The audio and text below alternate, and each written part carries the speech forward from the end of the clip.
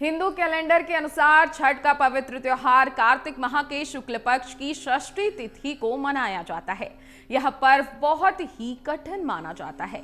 इसमें भक्त लगभग 36 घंटे का लंबा उपवास रखते हैं और इस दौरान वे पूरी तरह से निर्जला यानी बिना पानी के व्रत रखते हैं। छठ का मुख्य पर्व षष्ठी तिथि को किया जाता है, लेकिन इसका आरंभ चतुर्थी तिथि से ही हो जाता है और सप्तमी पर व्रत का पारण किया जाता है। छठ पर्व में दूसरे दिन यानी खरना से संध्या समय अर्घ देने के बाद प्रतिदिन सप्तमी तक सूर्योदय और सूर्यास्त के समय नदी या सरोवर में कमर तक पानी में खड़े होकर सूर्य को अर्घ देने की परंपरा है। यह व्रत संतान प्राप्ति और संतान की लंबी आयु की कामना के लिए किया जाता है। छठ के दौरान कुछ काम जरूर करने चाहिए जिससे पूजा का पूरा फल प्राप्त हो सके। आइए जानते हैं वो कौन से काम हैं जो आपको छठ पर्व पर जरूर करने हैं ताकि छठी मैया खुश रहे। छठ पूजा में बांस की टोकरी का विशेष महत्व होता है। इसमें अर्घ का सामान पूजा स्थल तक लेकर जाया जाता है और भेंट करते हुए इसे बांटा भी जाता है। बांस की टोकरी में भगवान सूर्य को भोग लगाने के लिए प्रसाद रखा जाता है, जिसमें ठेकुआ, भुसवा, सुपारी, मखाना, अक्षत, अंकुरी, गन्ना, अघोती को रखा जाता है। बता दें कि टोकरी में 5 प्रकार के फल शरीफा, केला, नाशपाती, नारियल और बड़ा वाला नींबू, जिसे डाब भी कहते हैं, वो होना बेहद आवश्यक होता है।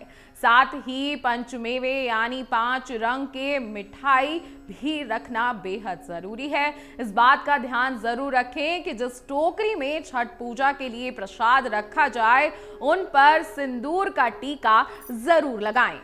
दूसरी चीज होती है ठेकुआ। जी हाँ, गुड़ और ठेकुआ के आटे से बना ठेकुआ छठ पर्व का मुख्य प्रसाद है। इसके बिना पूजा अधूरी मानी जाती है। पूजा में गन्ने का भी प्रयोग किया जाता है और यह प्रमुख सामग्री में आता है। गन्ने से अर्घ दिया जाता है और घाट पर घर भी गन्ने से ही बनाया जाता है। छठ पर्व पर गन्ने का मुख्य रूप से इस्तेमाल करना बेहद जरूरी होता है। छठ पूजा में केले के प्रसाद के बिना पूजा अधूरी मानी जाती है। छठ में केले का पूरा गुच्छा छठ मैया को भेंट किया जाता है। हिंदू धर्म में नारियल को सबसे शुभ फल माना जाता है और प्रत्येक शुभ कार्य और पूजा में इसका प्रयोग किया जाता है। इसलिए छठ पूजा में इसका विशेष रूप से इस्तेमाल किया जाता है। साथ ही साथ इसका छठ पूजा में विशेष महत्व भी है। अब छठ पूजा की क्या विधि रहेगी ये भी जान लीजिए। छठ पूजा के दिन व्रती महिलाएं व्रत कथा सुनने के बाद भगवान सूर्य को अर्घ दें। अर्घ देने के लिए गाय का दूध आवश्यक माना जाता है।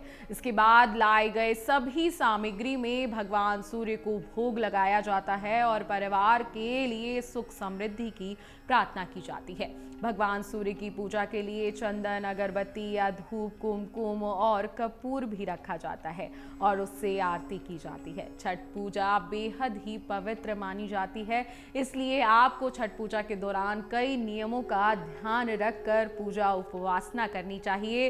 तभी छठी मैया आपके व्रत को पूर्ण करेंगी और आपकी मनोकामना पूरी होगी।